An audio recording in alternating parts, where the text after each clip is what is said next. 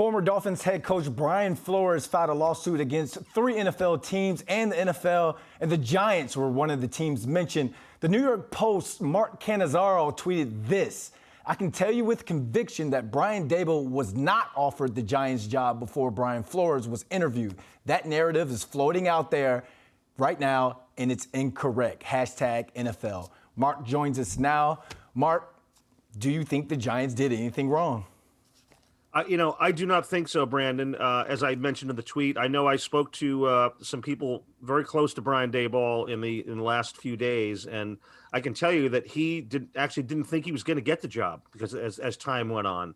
So I think that this was all done as well as the Giants could have done it. Listen, Daboll was probably the favorite from the beginning because of his association with Shane, with Joe Shane, who Giants just hired as their GM.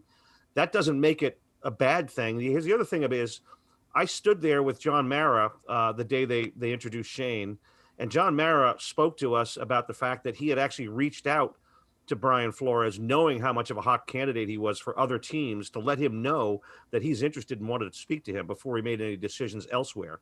So I don't see anything that the Giants did wrong here, in my opinion, and I'm not covering for the Giants in any way. I've been around for this entire process. Yeah, Coach Flores is claiming that the Giants had a sham interview for Coach Flores to check boxes for the Rooney Rule. So let's go into the Rooney Rule, because when it was put into effect in 2003, there were 3 black head coaches at the time. We're almost 2 decades in, and we currently have one: Steelers' Mike Tomlin. Is the Rooney Rule helping or hurting the NFL and black coaches?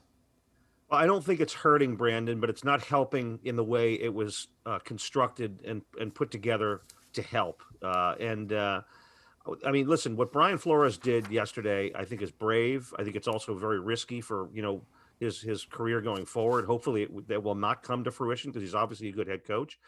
So the bottom line is, the biggest issue here is there is an issue, and whether the Giants did wrong or all that, the allegations that he had with the Dolphins and whatnot, that'll all come to fruition. But there needs to be tweaking. I'm not really sure what the answer is. The bottom line is, these teams need to hire whomever they think is the best head coach candidate.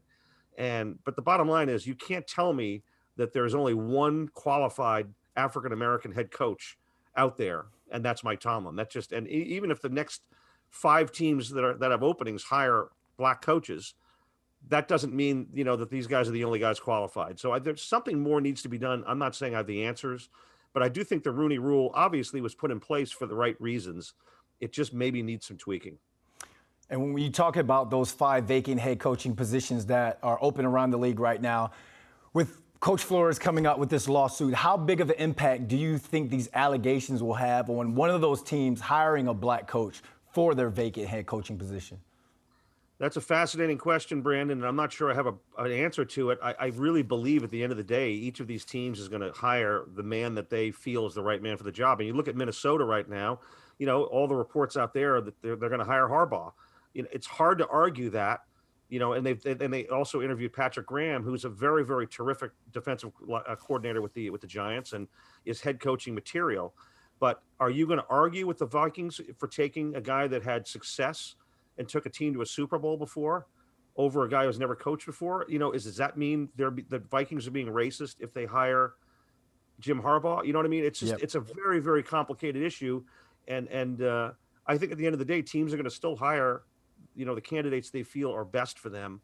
But at the bottom line is, I don't really know that it's going to affect anything in the short term here. Hopefully, it affects in the long term. Yeah, Mark, we've made progress, but we still have a ways to go. Thank you not only for your tweet, but thank you for joining us and shining some light on this touching subject.